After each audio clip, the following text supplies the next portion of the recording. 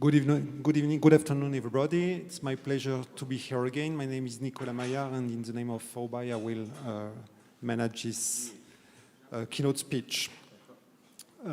So this afternoon, we'll have a presentation from Kyria Finardi. Kyria is a member of the Permanent Board for Internationalization and senior lecturer at the Federal University of Espírito Santo, UFES.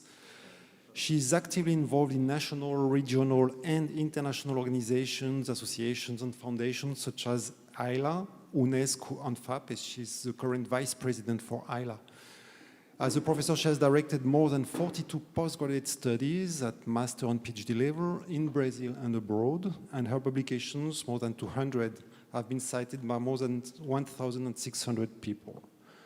Her recent focus is on internationalization of higher education, decolonial perspectives, which will be at the heart of her presentation today, decolonial perspectives in the production and circulation of academic knowledge, and the role of languages and technologies in it. So she will present us with her reflections on this topic. Before we start, I wanted to make a very important announcement today. I think everybody present here knows José Celso, current vice president of FAUBAI. Today is his birthday, so happy birthday, Celso.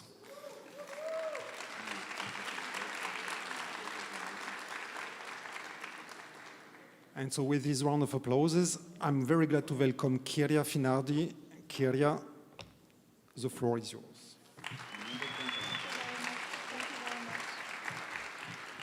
Thank you very much. And good afternoon to everyone. Happy birthday, Celso. Very happy and honored to be with you here today. I think I'm going to lose my jacket during this talk. Just a minute.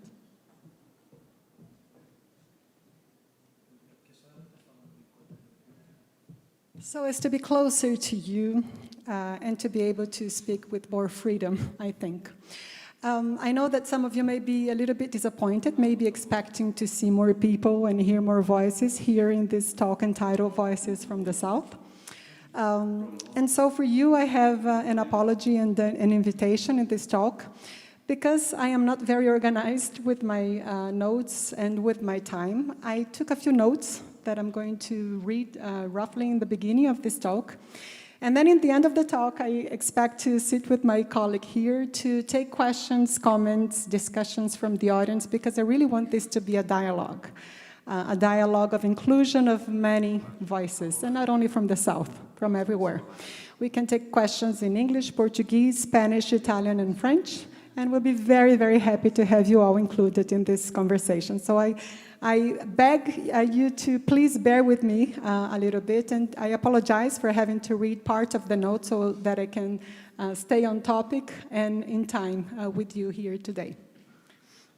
So for those of you who see only me here standing in front of you today, and we're expecting, as I said, more people, more voices, and perhaps one in particular, I'd like to offer an apology and also an invitation.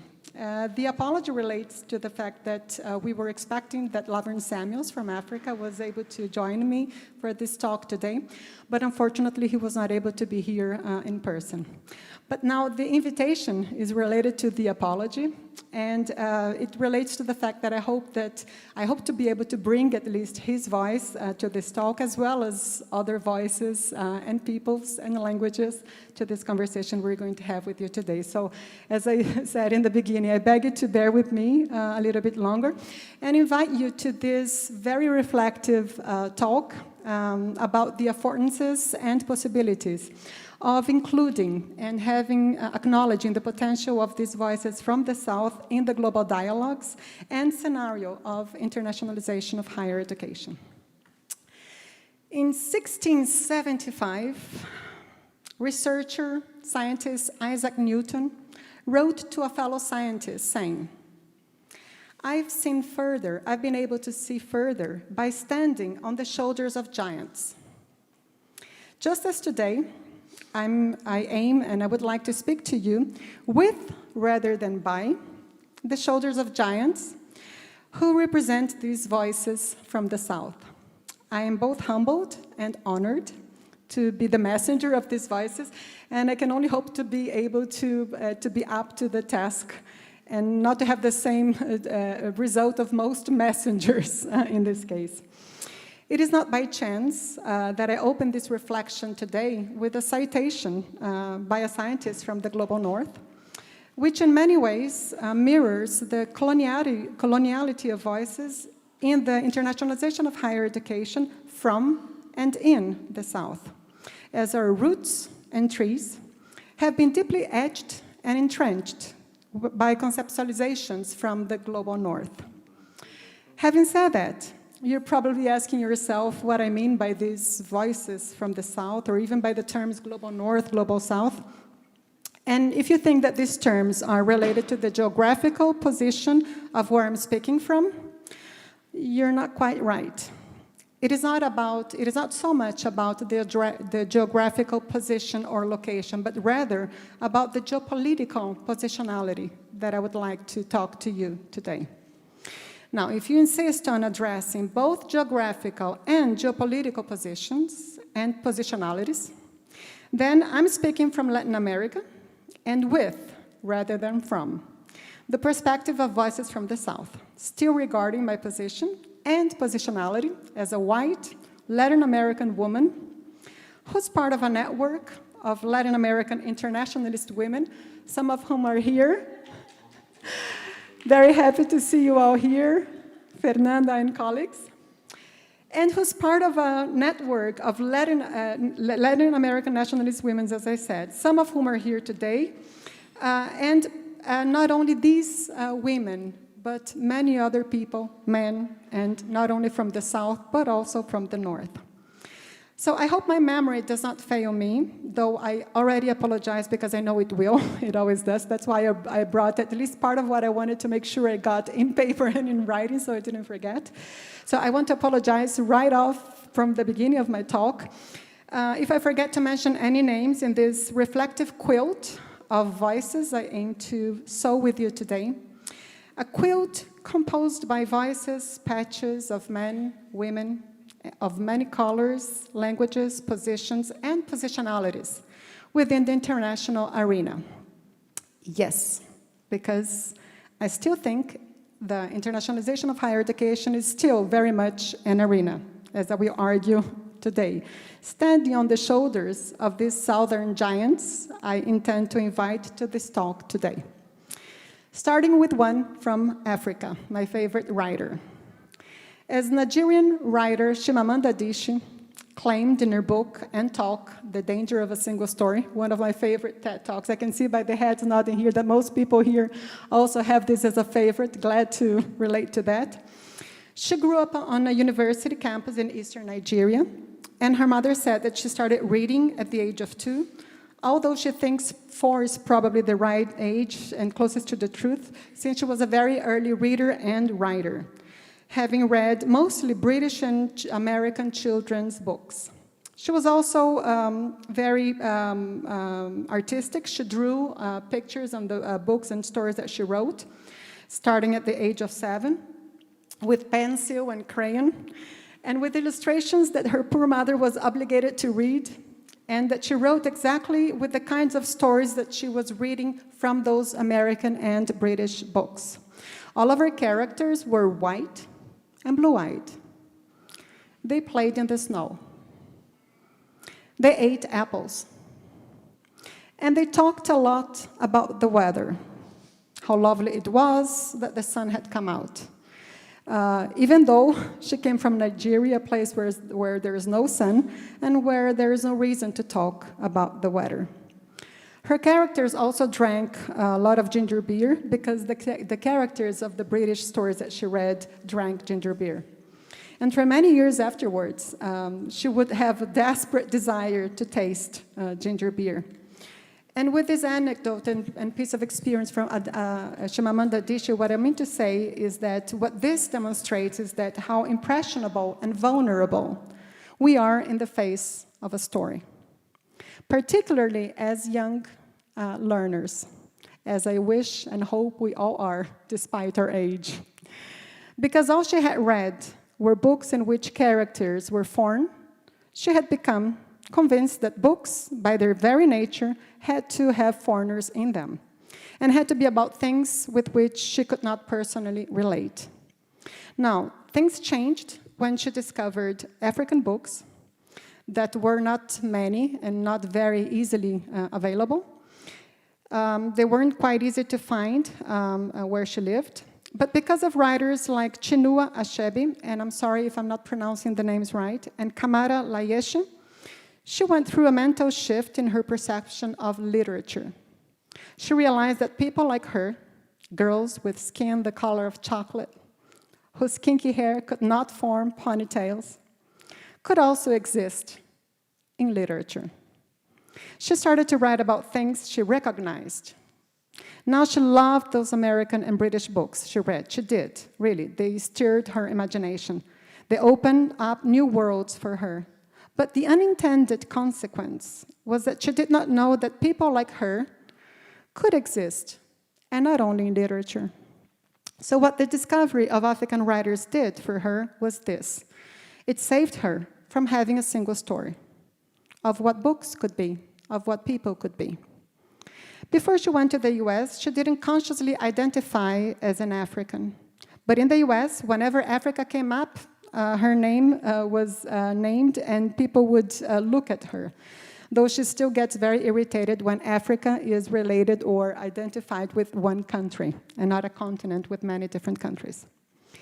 So after she spent a couple of years, actually many years in the US as an African, identified now as an African, she began to understand that if she hadn't grown up in Nigeria, and all she knew about Africa were from popular images and stories, she too would think that Africa was maybe only one country, or a place of beautiful landscapes, beautiful animals, and incomprehensible people, fighting senseless wars, dying of poverty and AIDS, unable to speak for themselves, and waiting to be saved by a kind white king.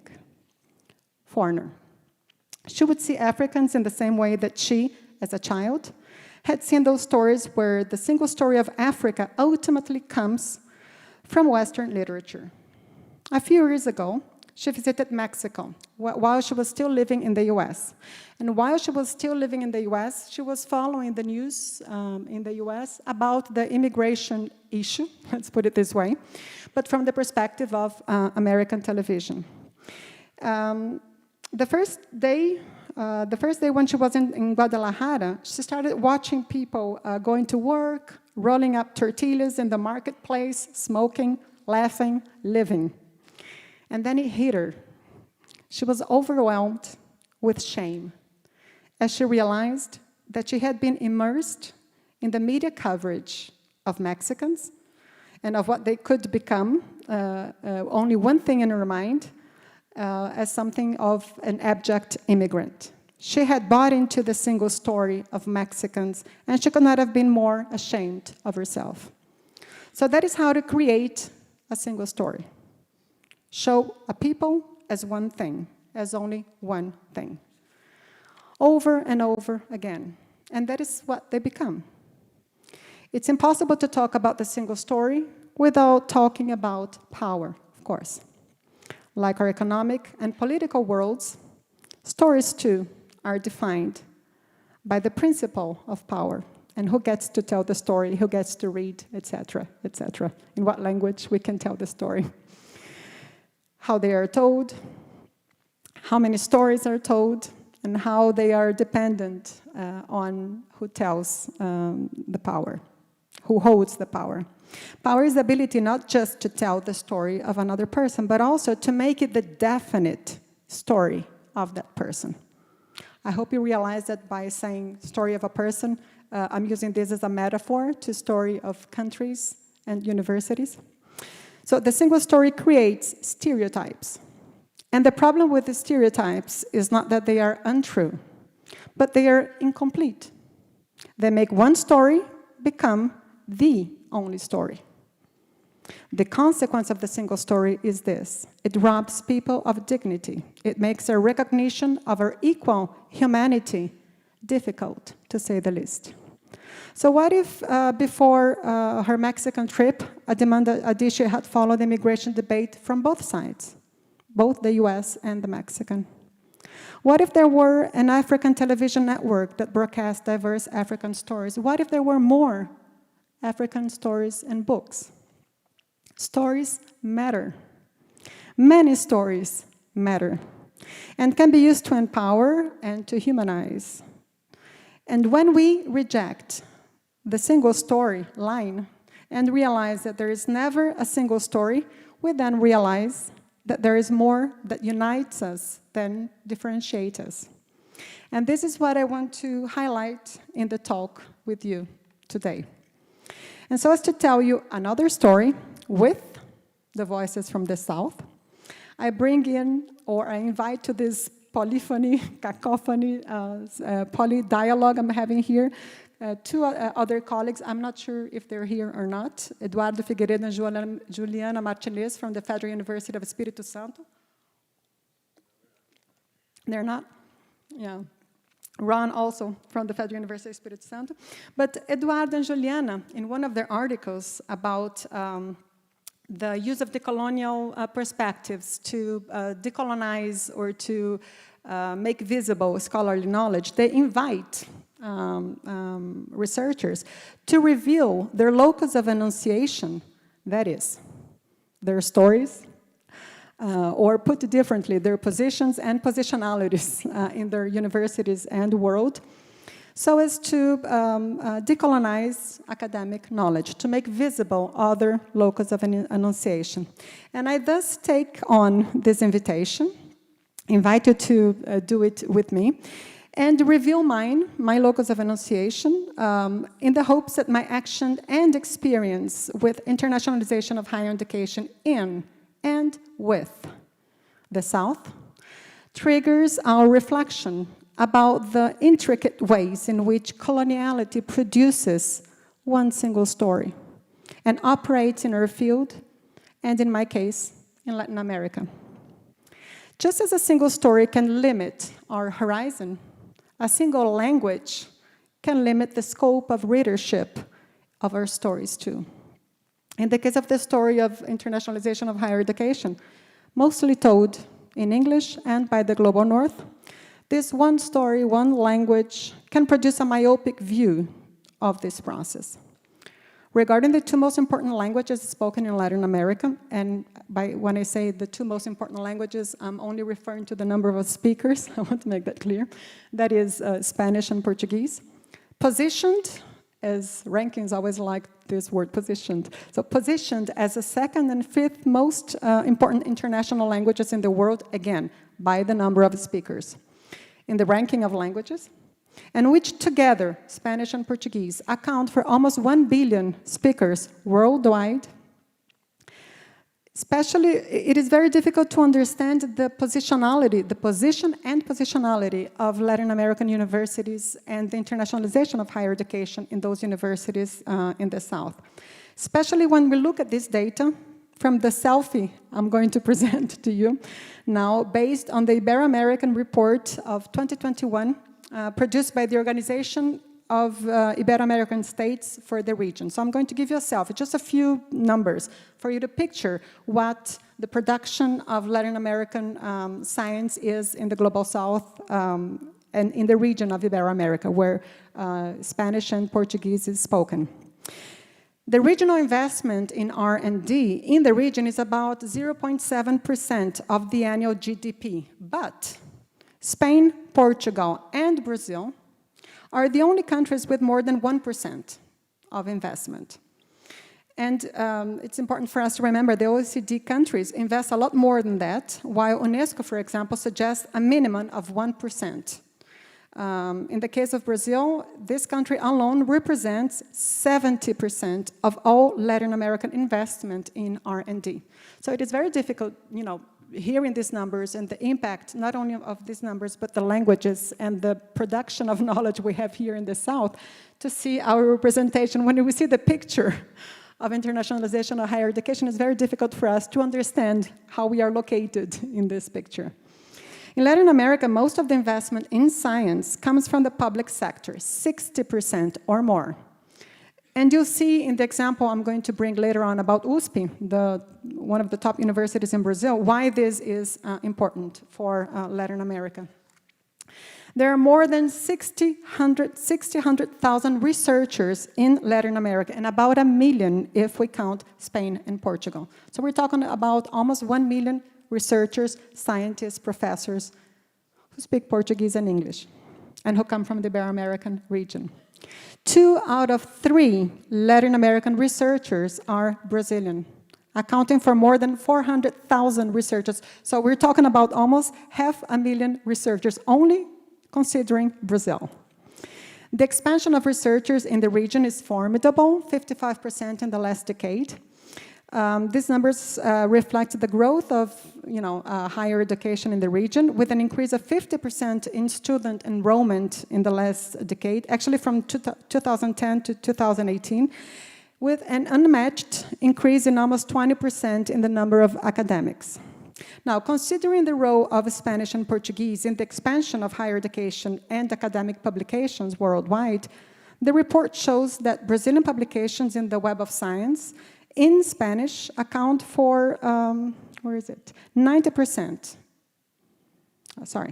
The report shows that Brazilian publications in the Web of Science in 2020 were almost 90% in English and 10% in Portuguese, with less than 1% in Spanish. This is for Brazil. Now, if we look at the other countries in the Ibero-American region, we see that this is a little bit different. The average there is of 80% of publications in Spanish, with only 20% in, 80% in English, 20% in Spanish.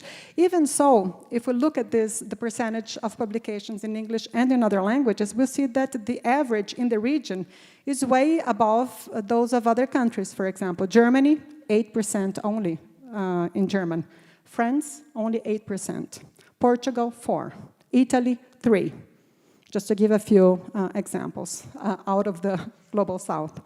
So now, considering that Ibero-America has 2 important languages that account for almost 1 billion speakers, with almost 4,000 universities in the region, and expanding investments in R&D, we should ask ourselves, how can we include these languages and stories in the so far single story of internationalization of higher education?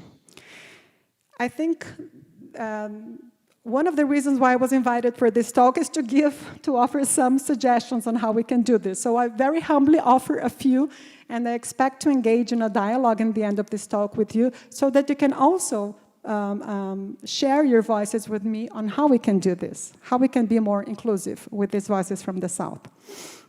So positioning myself on the shoulders of another giant, but this time a Brazilian one, I now turn to Paulo Freire, the Brazilian educator, and his notion of becoming. To reveal myself as an educator who's becoming engaged in decolonial efforts towards an ecology of knowledges in the plural. Most people are thinking, she's not a native speaker, so she made a mistake there. No, I'm speaking knowledges with S because I want to speak it with S in the plural. Again, to cite another giant, this time the Portuguese sociologist Boaventura de Sousa Santos, towards an internationalization otherwise, or as put forward by another giant, one of our colleagues, Vanessa Andreotti, from Brazil, working in Canada. The need for us to reflect about the possibility of doing an internationalization otherwise with these voices, languages, and stories from the South is more than justified by the representation of this region and people in the arena of internationalization of higher education, which is still characterized very much by more competition than cooperation, or to use another metaphor, a banquet where not everyone has a seat at the table.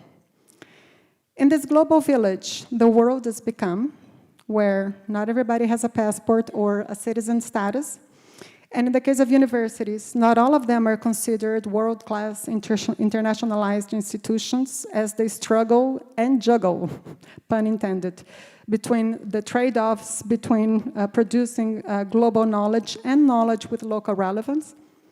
The so-called unstoppable train of globalization has certainly sped the process of internationalization of higher education, highlighting the need for us to have a conscious pause, which I hope is what we're doing here today, and shift from competition, self-interest, and commercialization to more cooperation and social as well as academic, impact and relevance.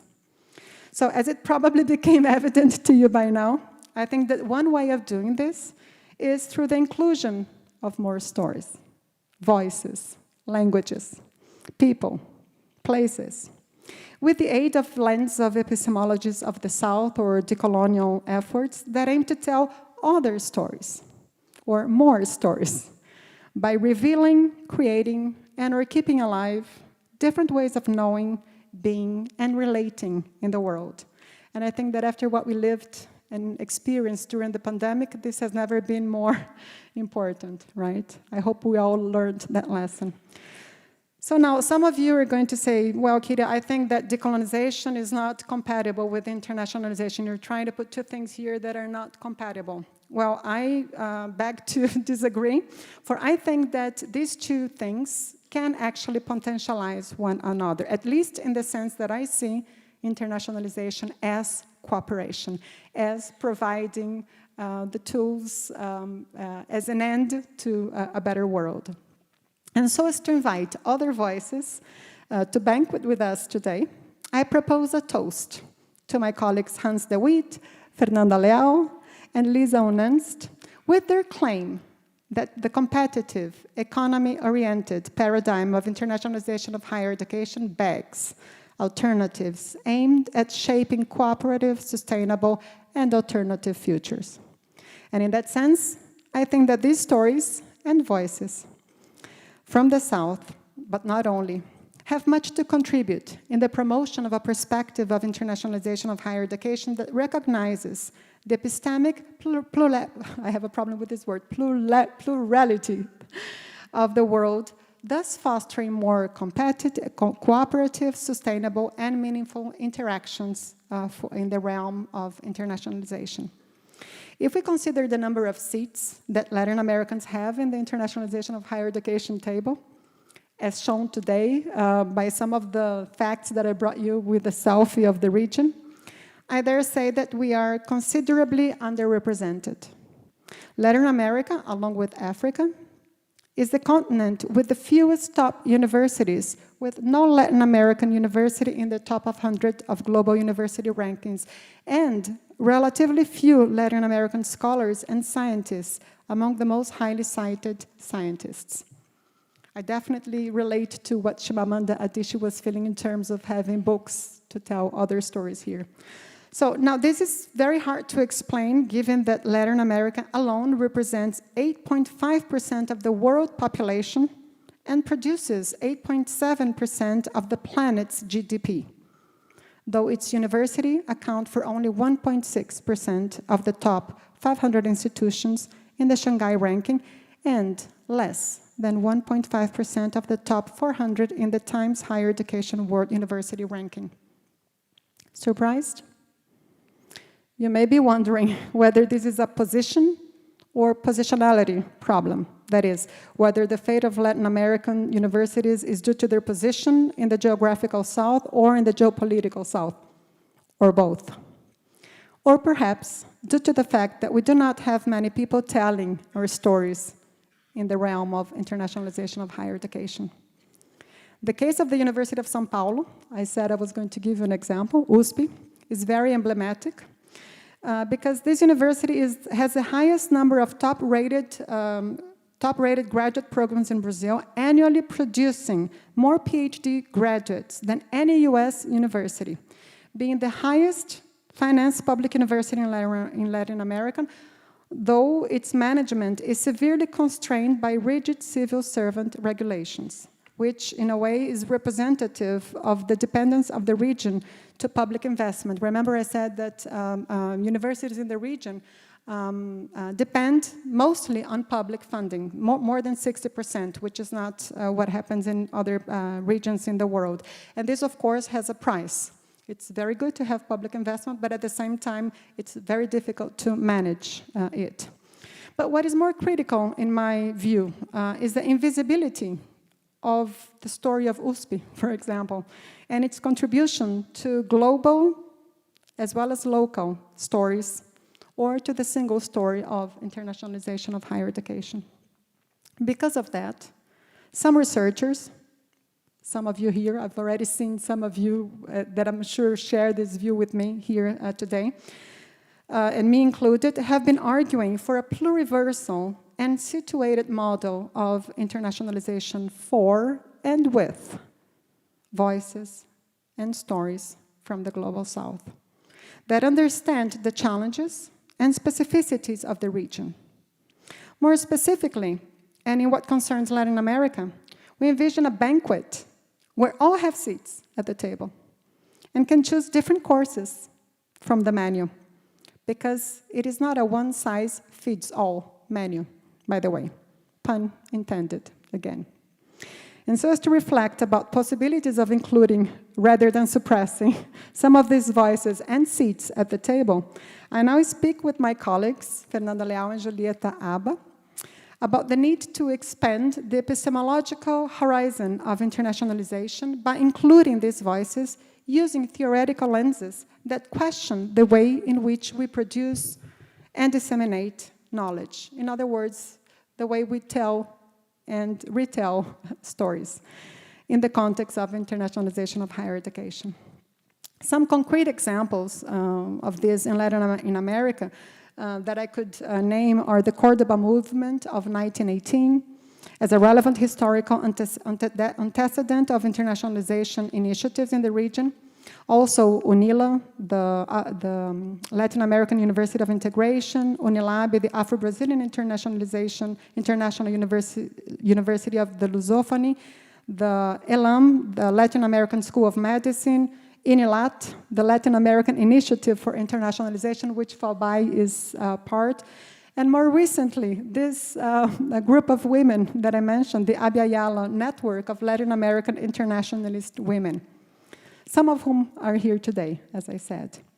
These are, of course, there are, of course, other examples of these initiatives, and this is only to mention a few of them. I started this reflection with a quotation from a giant from the north. And so as to conclude, or to start the conclusion, because I hope you can help me finish it today, I would like to stand on the shoulders of another giant, but this time from the south. Inspired by the words of Manfella Ramphele, and again, I'm sorry if I'm not pronouncing the name right, and the Association of African Universities, I suggest that internationalization of higher education grows into humanization and decolonization movement, drawing on UN Sustainable Development Goals and a greater commitment to action for change. The time for imagining and reinventing international higher education has passed. We must now take action in the present and the future through these visible collaborations and actions. We carry the burden of responsibility to deliver a human-oriented higher education that is respectful of disempowered, disenfranchised communities that have been walking for decades in the shadows of the privileged hegemonic knowledge and its commitment to one single story, one common humanity. All in all, we can say that, and we can sum up what I've been saying here, that these voices that I wanted to bring to you today, they highlight the importance of equity and inclusivity, contextualization, development-oriented approaches, and more cooperation than competition. Put differently, these voices argue that internationalization should not be limited to one story, or elite universities, or specific disciplines, but should be accessible across the board to all institutions, languages, storytellers, immersed in university missions of teaching, research, and outreach, as well as humanization and peace building. Moreover, these voices from the South argue that global models of internationalization should take into account the unique cultural, social, economic, and political context and stories of the South. And this includes incorporating local knowledges and, of course, languages, addressing both global and local problems in collaboration rather than in competition with the global North. Voices from the South also highlight the importance of empowering institutions in the Global South and ensuring that they have ownership and control in their internationalization initiatives, shaping the agenda, policies, practices, and internationalization efforts. And I'm very happy to see that, in a way, we are all here in this event in FAUBAI because we have the same aims. In a nutshell, the inclusion of voices and stories from the South have the potential of decolonizing the internationalization of higher education arena, promoting more social justice and more equitable, inclusive, humanized, and contextually and socially relevant approaches to internationalization, making it possible for each and every one of us to tell our story, to share our story, and what's more important, to learn with each other's stories. So I hope that this talk, though I was not able, of course, to bring all the voices that I wanted to bring from the South, can be taken as an initiative or a beginning for you to include yours and for us to continue this talk and this conversation in the few minutes we have left. So I'm going to sit now with my colleague and take your comments and questions. Thank you very much.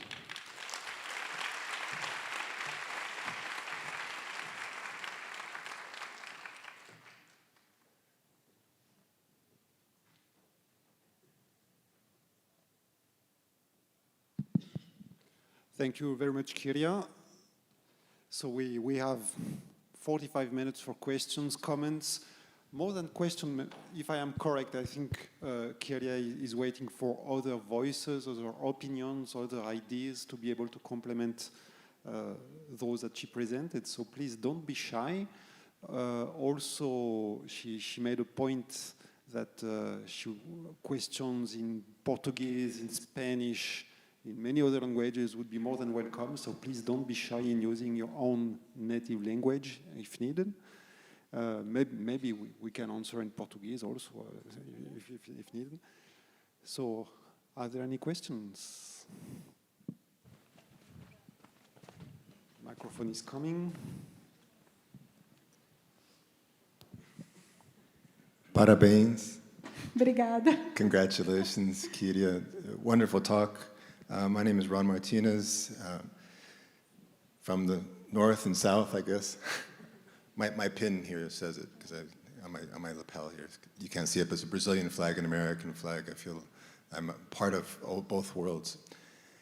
And as you know, I'm a big admirer of Brazil as a country and Brazilian education for some of the reasons that you cited.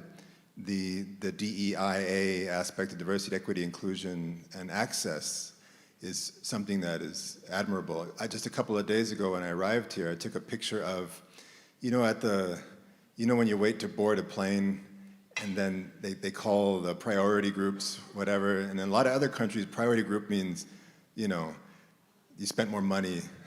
And here, you see all these icons of different shapes and sizes and people who have mobility challenges and recently autism as well added there.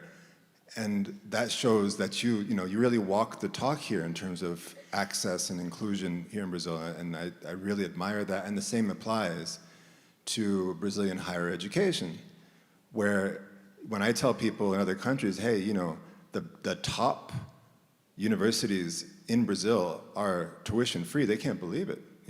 That's incredible. I guess the comment I want to make, and that's what's also kind of a question to you, is that it seems to me that Brazil has a big future ahead of it. That I'm constantly reminding myself that Brazil's kind of a teenager when it comes to, or maybe, I don't know, preteen or something, a tween, when it comes to being on the world stage research-wise, because what you consider postgraduate education only started here like around the 1960s, really. The first master's degrees were just around that time, the latter part of the last century. And you were under you talked about, global voices having a global, global South voices having a global impact, more of a global impact. It was hard to do that when you were more insular here as a country. It's also, you have to remember that you were kind of under insular policies here as a government until also, the 1990s, really. And so it seems to me that, you still have a lot, you've come a long way, basically, and fast as a research nation. I guess part of the question there is what is it going to take then for people to finally realize, hey, we've got it. As you say, USP puts out more PhDs than any university in the United States. We should be more proud of ourselves. And just to give you an example of how people here in Brazil don't do that, there are a number of different studies that show that Brazilians don't cite each other in their papers. So, I'm not referring only to journals in other countries. Even when they submit to journals that are Brazilian journals, they don't want to cite other scientists from Brazil because they might think that might detract from the quality, the perceived quality of the paper. So, I mean, with that in mind, that progress, you've come so far so fast as a country, what's it going to take that extra step to say, hey, we're pretty good, check us out. What do you think? Before answering your question, I'm going to, there's something I forgot to mention, or that my colleague maybe didn't include in my bio, in my introduction. I am a teacher educator at heart, and also researcher, but I was hired by the university as a teacher educator. And one of the techniques I try to teach my students who are going to become future teachers of English is to never answer the question immediately, but to try to involve the classroom and take the question back to the audience or to the class so as to try to co-produce knowledge with them. So I challenge you and I trigger you to help me answer this question by Ron. Of course, I have my view, my theory to Ron's question, but I would like to hear if anyone has anything to say about what is it going to take Brazil to sort of get there, as Ron mentioned. If anyone has a view on that to contribute, talvez em português.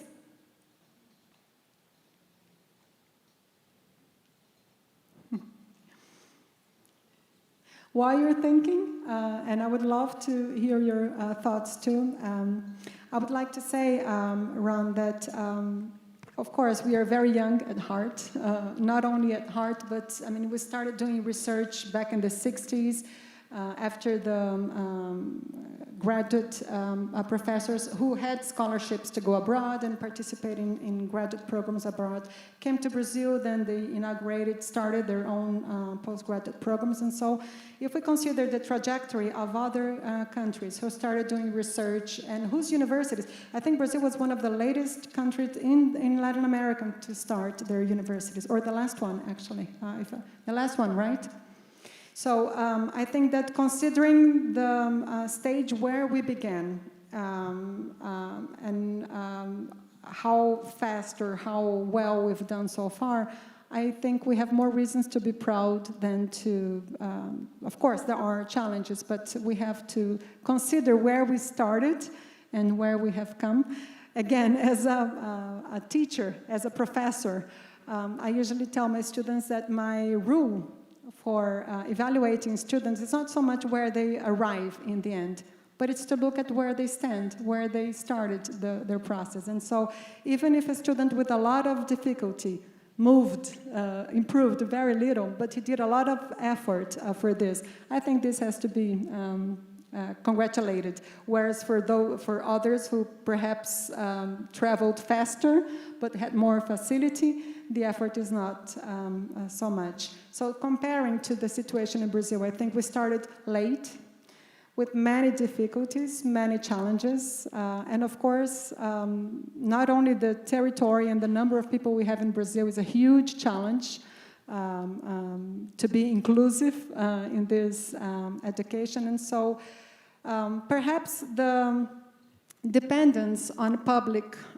funding is one of the keys, because as a researcher who's also been involved in international projects, I know how difficult it is for us to participate. I have here the International Board of UFES, who with me have participated. We have submitted bids to international funds, to international projects, and very often we're not able to participate because of the bureaucracy involved and all the difficulties in having participation from public sector professors and researchers in international projects. And so if we diminish perhaps our dependency on public funds and find ways to become more flexible in terms of initiatives and actions with other partners and other institutions, I think this is one of the ways to, for the future, I think, and for more cooperation. I'm not sure I answered the question.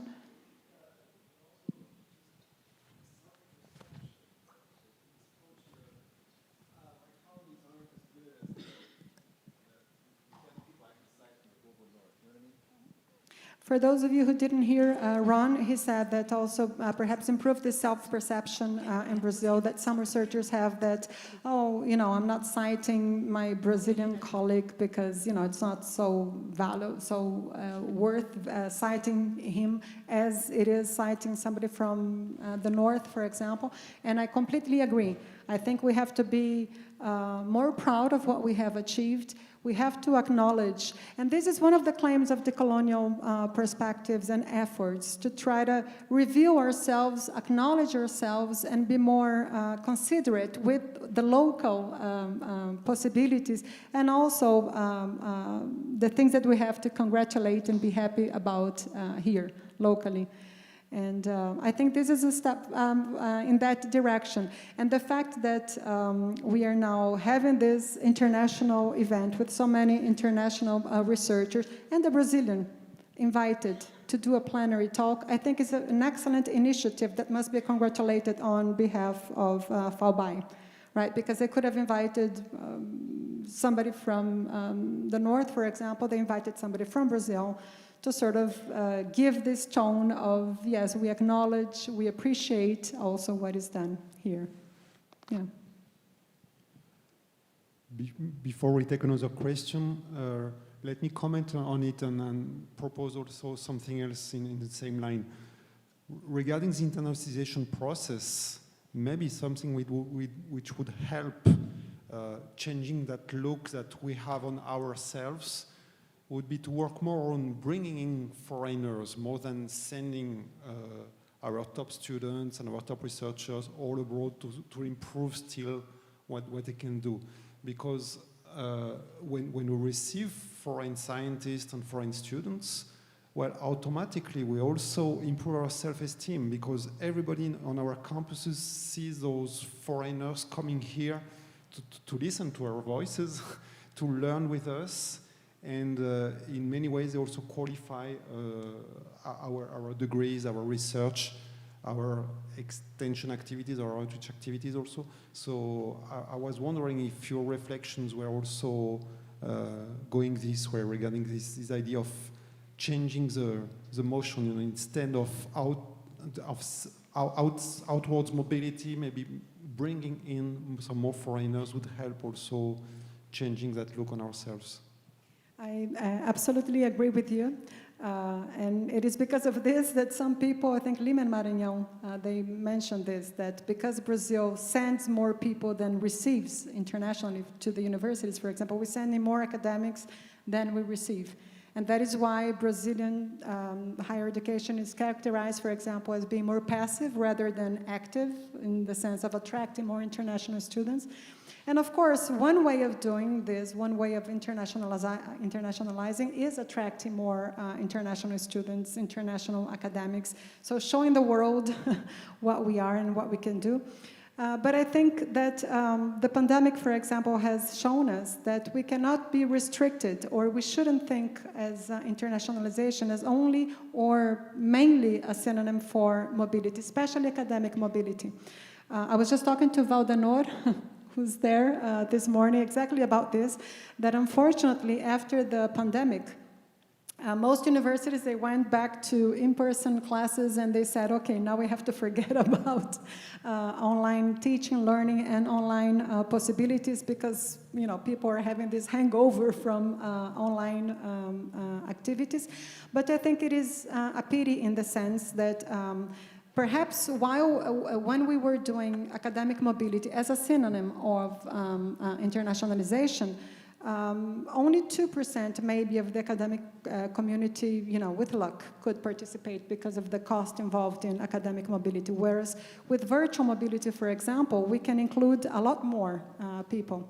And so even if we cannot attract physically international students and academics to Brazil, and of course that would be desirable, and I think it would be an excellent way to interact with the world.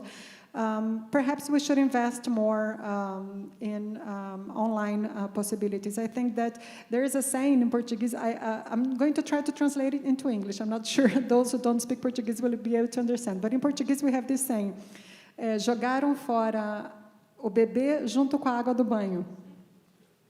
Translated into English, it would be like somebody was giving a bath to a baby, but when throwing out the water of the bath, by accident threw out the baby together with the water from the bath. And I think that in many ways, unfortunately, many universities did that in the return to in-person classes after the pandemic restrictions were called off, because maybe they thought, that people have, like I said, had this hangover with the online activities, perhaps because they were afraid, until last year at least, that the government would reduce investment in in-person classes, and this could jeopardize, of course, the situation of teaching if they were made to teach only online. But whatever the reasons, I think, when it comes to internationalization, we should expand rather than limit the potential of telling stories, knowing stories, interacting with people. And so I hope that apart from attracting more in-person academics, international academics to Brazil and to other countries, we could also have more cooperation online and with more sustainable ways, no carbon footprints involved in traveling in this case, for the growth and expansion of internationalization of higher education. Thank you. Questions? One question over there. Obrigado. Parabéns. Eu gostei sua pesquisa e também epistemologia. My name is Eric Spears, and I am with Columbus State University. But I'm also glad to see that UFES is on the stage because I studied there 25 years ago. Yeah. So much like what Ron was saying, is my heart is here in Brazil. My wife is a Brazilian from Vitória as well. But the one thing that I've noticed over these past 25 years is the commodification of international education. When I was here in Brazil as a student doing my dissertation research in Vitória, much of the world that I knew was based on either exchange, research, or a combination of the two. Since I've been a senior international officer of now going on 23 years, and a proud card-carrying member of NAFSA, I have seen conference by conference by conference become much more about student mobility and the money that's around that. So for full disclosure, I'm a geographer and a political economist. And my question is, how do you see, not just the commodification of higher education north to south, but the role that neoliberal capitalism has played in this expansion of the globalization of international education? It was really quite interesting during the Ciências Sem Fronteiras era how many American institutions flocked to Brazil from the north.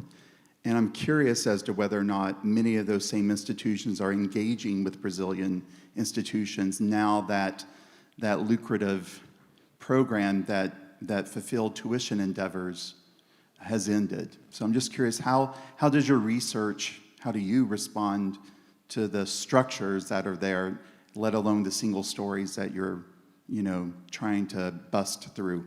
Thank you. Thank you very much. I just missed your name. I know Spears. Eric. Eric. Thank you very much for your question, Eric Spears.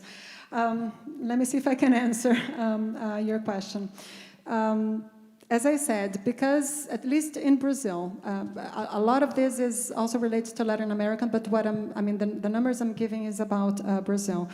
Because we depend, more than 60% of public investment is from the government. Of course, this, as I said, is a double sword thing for Brazilian universities. And just for those of you who are not from Brazil and do not really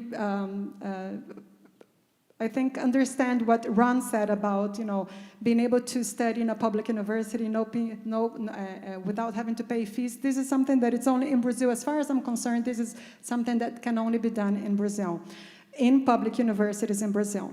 But public universities in Brazil are 12% only. 88% of the universities in Brazil are private. Mind you, although Brazilian public universities account to only 12% of them, of the total, they are responsible for more than 90% of all the research done in Brazil.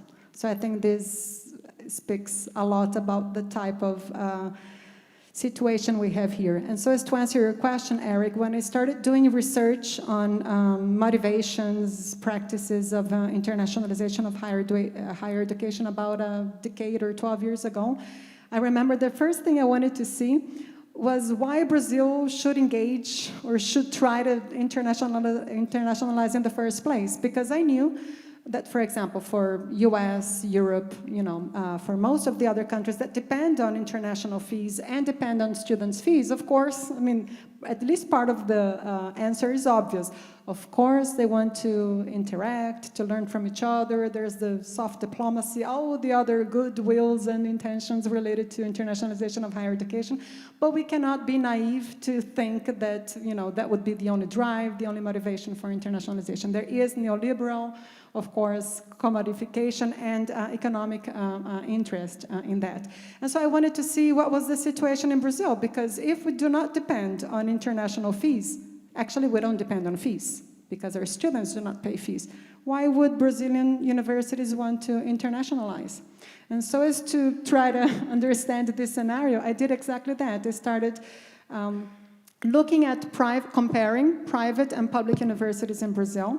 And what I found was exactly this, that although public universities did not have an economic motivation to internationalize, they were a lot more interested in internationalizing than private universities.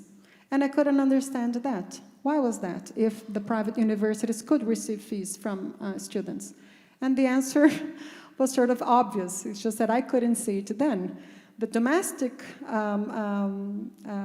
part of Brazil, the domestic population, makes it so comfortable for private universities to receive fees from Brazilians here that they don't have to bother to look for fees elsewhere.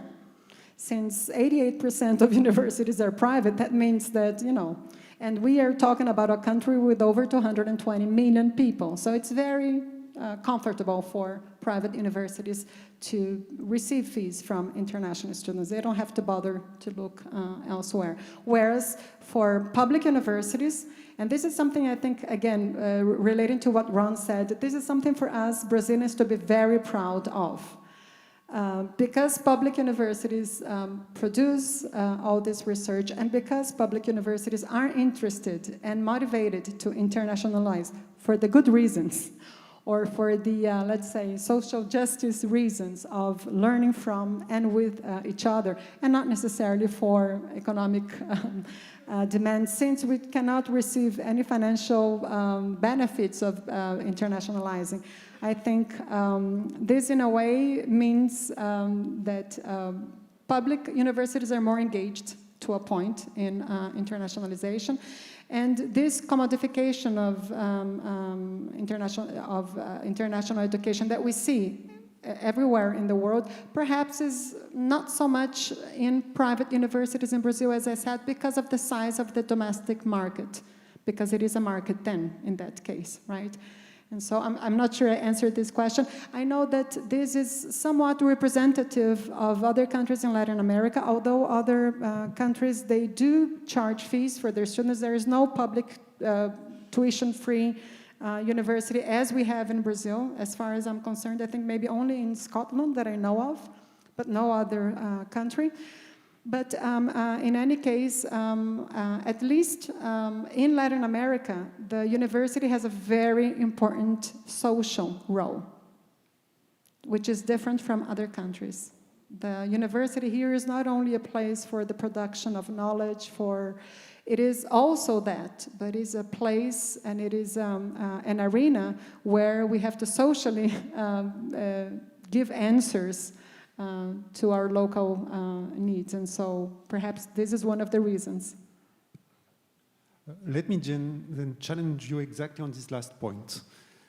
As you were mentioning, part of the problem is that we are telling one story so according to a storytelling which didn't come from us. And so we count things, we have indicators which probably are not showing the best that we are doing because they're not our indicators.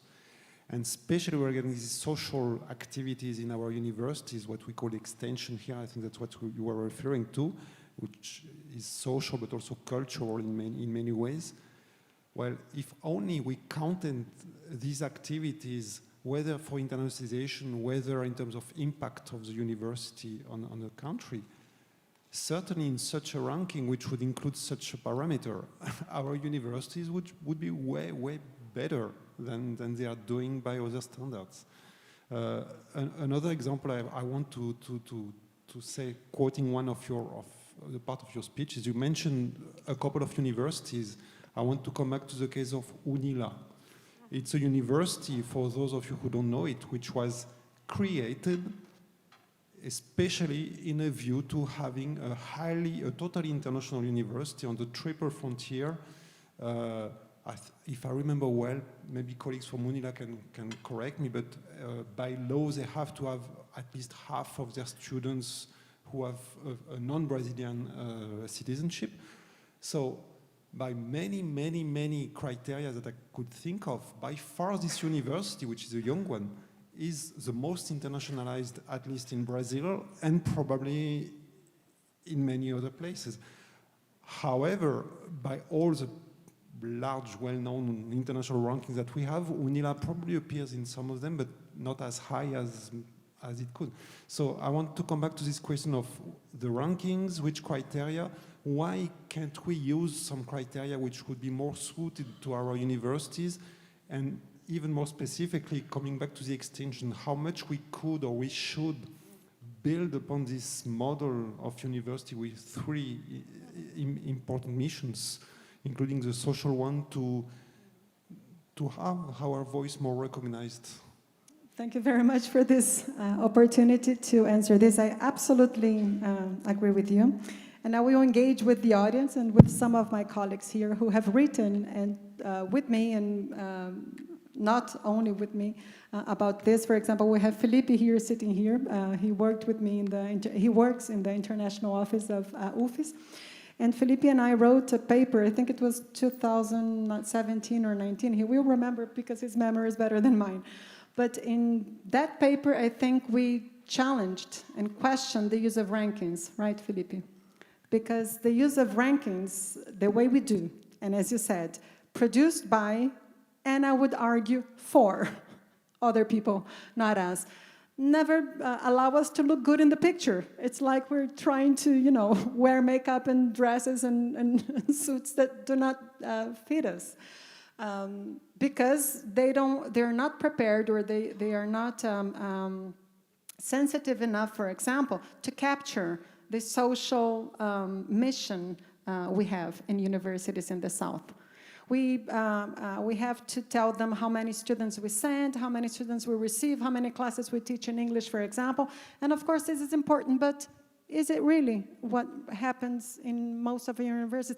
Can we account for the social development actions we do in our region? To give you one example again, and taking advantage that we have here colleagues from UFES, the international office at UFES present here. And please correct me if I'm wrong and if these numbers are not precise or accurate or correct, if I remember right.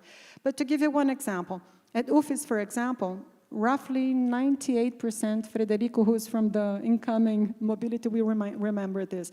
Roughly 98% of international students we receive at UFES are from Africa or Latin America, right? Now, people in Africa, coming from Africa or Latin America, coming to UFES, they speak Spanish or Portuguese.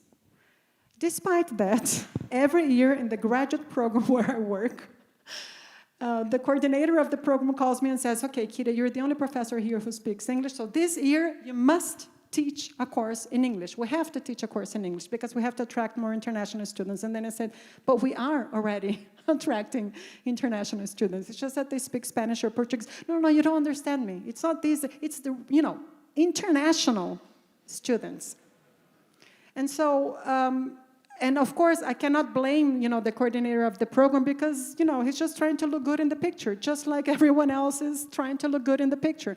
And he was told by the dean, by the provost, by the, secretary of international office, by all the other stakeholders at the university, that for us to look good in the rankings, we have to teach classes in English, we have to have a certain number of international students, and international students are not refugees, are not the outreach mission activities that we do. No, this does not really count.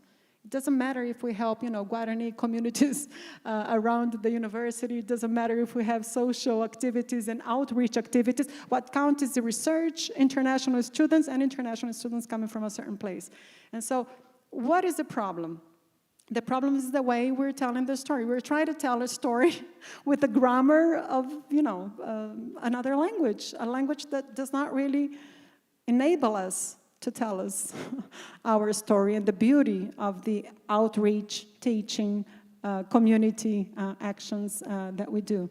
And so I completely agree. Perhaps, and there are some movements in that direction already. I know that there is the Ibero-American rankings, and there is at least one or two initiatives, maybe Yuri remembers, of trying to make rankings sort of tailor-made for our context, for our reality, so as to try to measure, the impact, not only academic, but also social impact of what universities do here.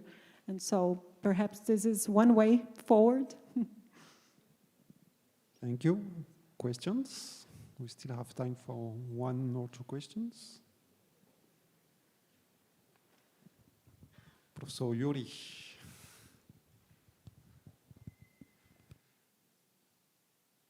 From the stage, it's very obscure, so maybe we can't see very well if somebody is raising If you raise your hand, hands. we don't see because the lights are right on your eyes. Just scream, please, and we'll take the microphone to you.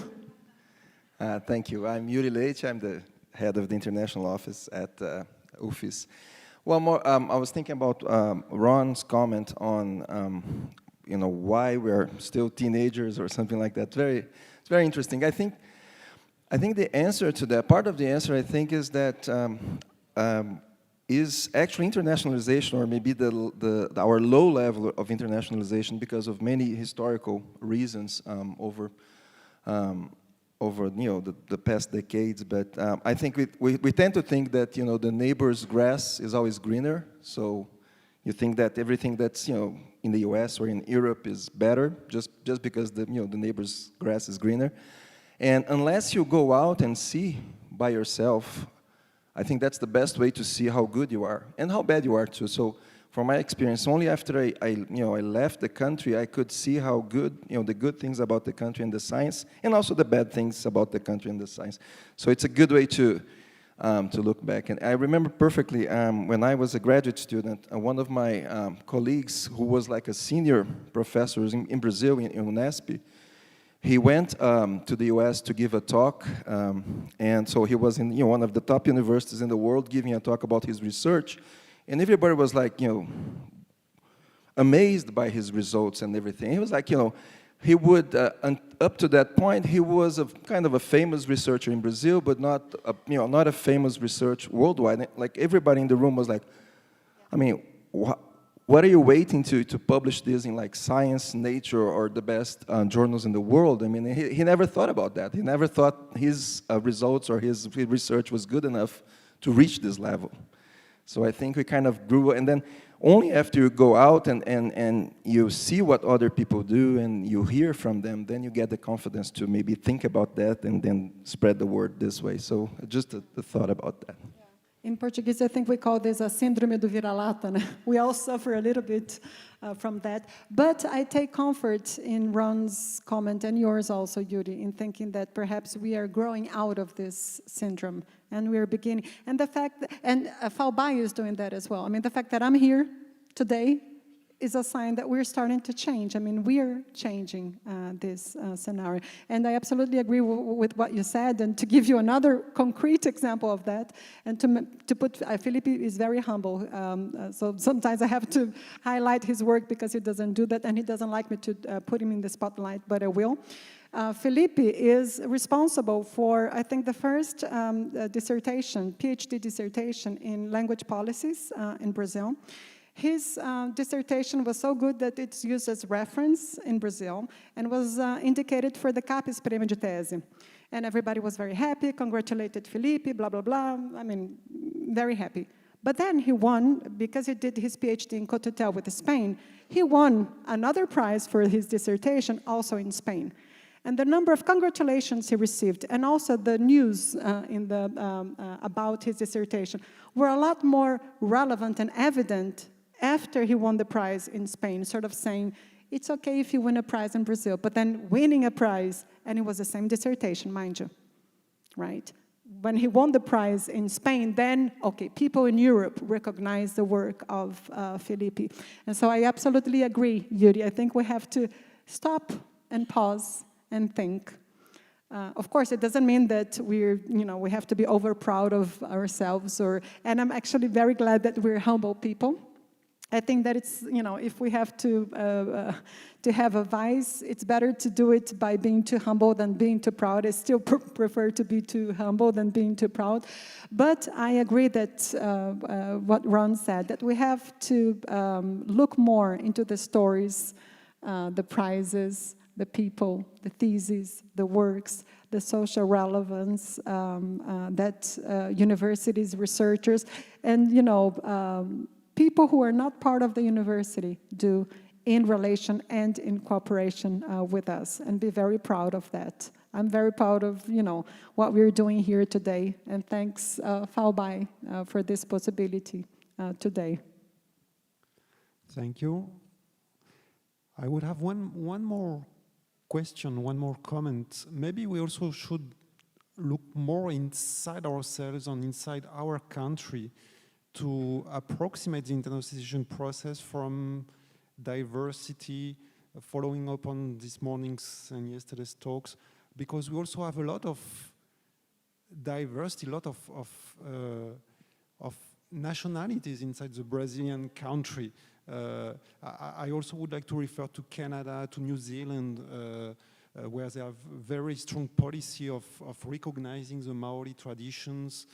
So this means other languages spoken inside our universities than just Portuguese, for instance. And when I say other, I don't know if I should call them foreign or not, but other languages, I'm not referring to English or not to Spanish, but to Guarani, to all kinds of knowledges, of course, which are definitely not from the north. So maybe opening us more in terms of internationalization process towards this inside diversity, we could also change slightly the course of our internationalization process. Absolutely, and in that also, I think that we have to be very proud, as Ron said, about the role of EDI, equity, diversity, inclusion.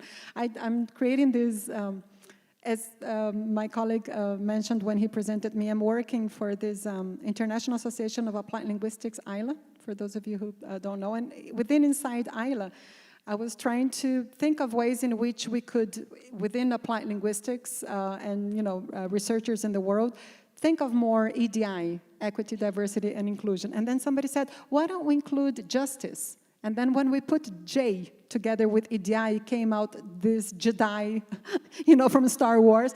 And I thought it was fantastic. So now I'm going for Jedi with this Star Wars, because really we are aiming for the stars. And I think that we do have to aim for more Jedi actions within the university and within internationalization. And Brazil has a lot to teach in that sense, has many stories to talk and to share about how we can produce more justice, equity, diversity, inclusion. As Ron said in the beginning, maybe referring to when we are waiting for the, to board the plane and the, how do we call, lista de prioridades, fila de prioridades. This is something that we Brazilians, we don't even think about. We take this for granted. We think, a lista de prioridades, obviamente, é para aquelas pessoas com prioridades, discapacitados, pessoas com crianças de mais idade, etc. This is something so normal for us that we don't even think that priorities for other countries are those who can actually pay or afford to be in the list of priorities. And so these are things that we have to be proud and share with the world. How can we be more inclusive? How can we be more equitable? How can we cherish and guarantee more inclusion and social justice in the world through what we do? And I appreciate and thank you for bringing this up. I think it's an excellent example of what we can do and how of the stories that we can share. Yeah. Well, thank you. I think it's now time to close this session. Thank you very much. Thank you. Again, Obrigada. Kyria, for your insights and your knowledge.